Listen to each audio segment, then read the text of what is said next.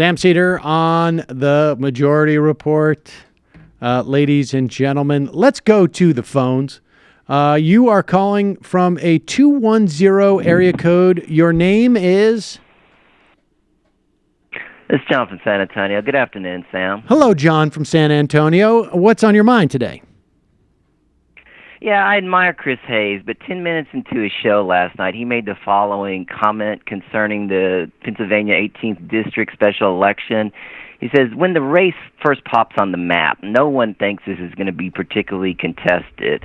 And the truth is, many people who've been following elections closely saw the trend that started in the 4th District of Kansas on April 11th of last year, where Our Revolution endorsed James Thompson outperformed Hillary Clinton by 21 points. On June 11th, they saw South Carolina 5th District special election where Democrat Archie Parnell outperformed Hillary Clinton by 15 points.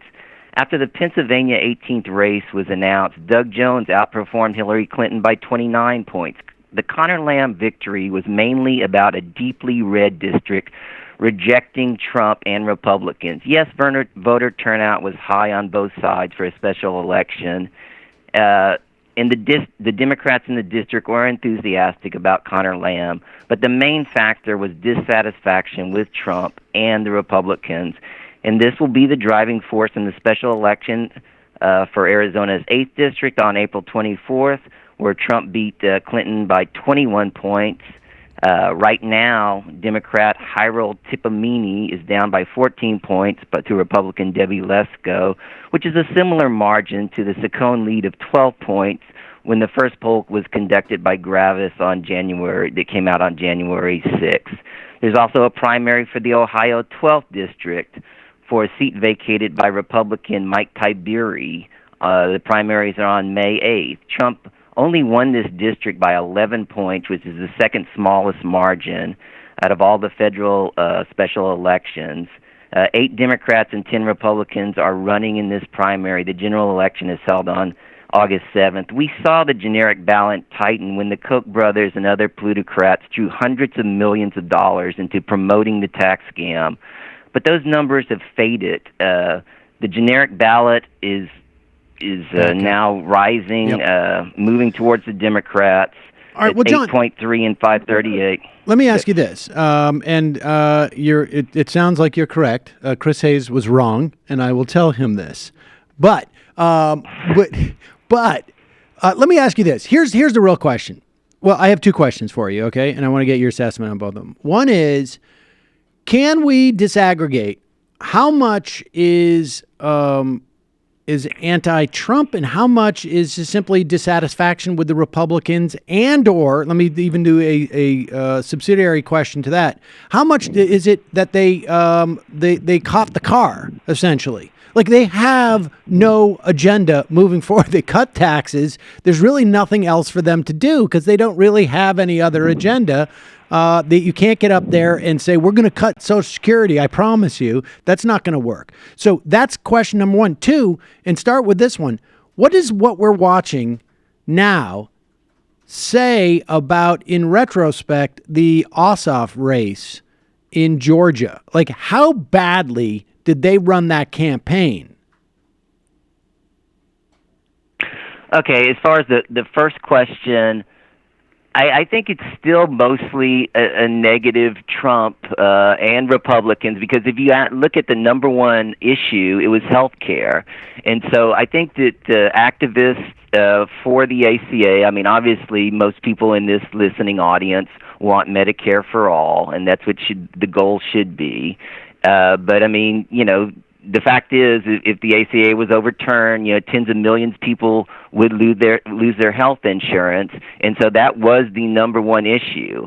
And so, I mean, I do think that activists have done a good job. And if you look at, the tax scam, the numbers were very good for that before the vote.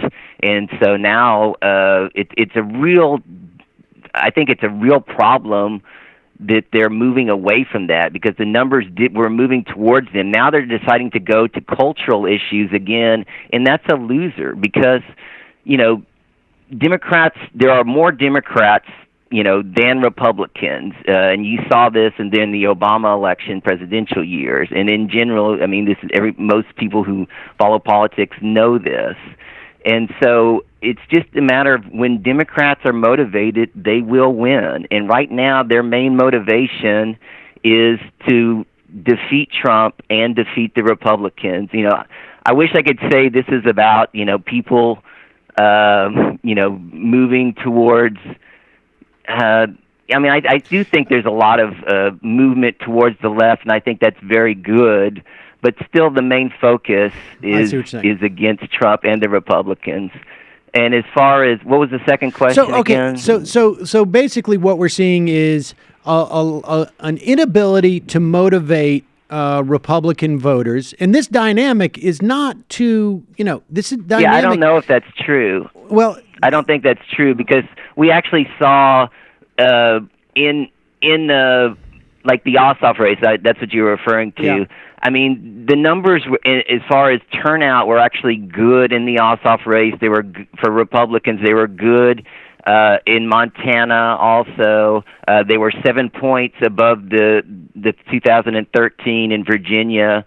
So really, the dynamic is just simply we have a highly motivated Democratic Party across the sort of ideological spectrum of the Democratic Party. The Democrats may be moving left.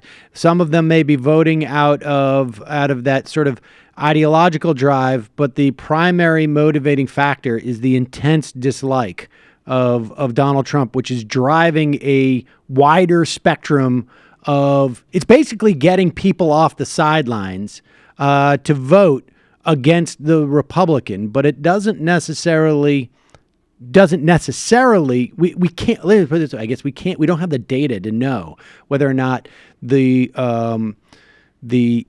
people who are coming out to vote are, as a whole, on the Democratic side, more animated by a left ideology than I guess they would have, let's say, in 2006, right? I mean, because there's a lot of at least anecdotal and some research-based stuff, I guess, that Escobal and Lena Putnam research, that it could be just completely non-ideological, largely just educated women, suburban women who are coming out in ways that they just never showed up before for special elections and then presumably the midterms. All right. Well, so what does this say about the Ossoff race?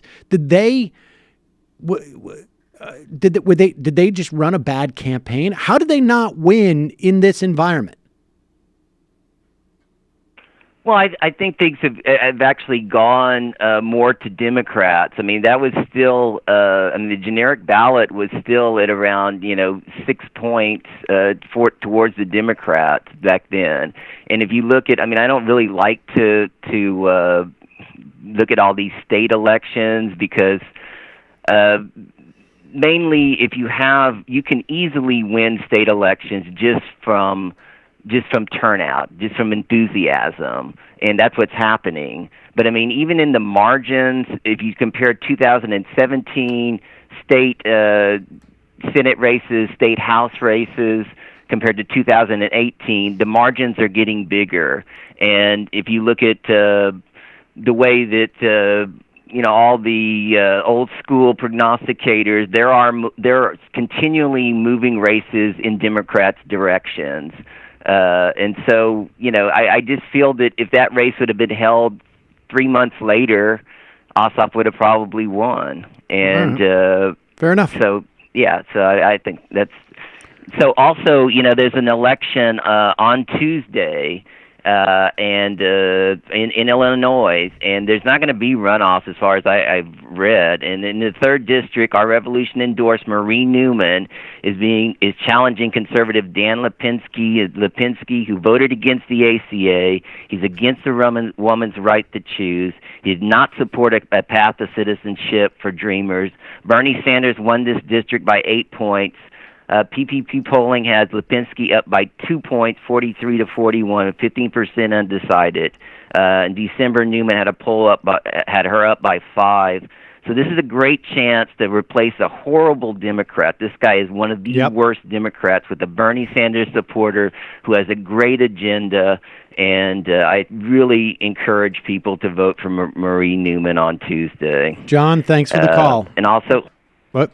Okay. All right. Thank you, back. Sam. Bye.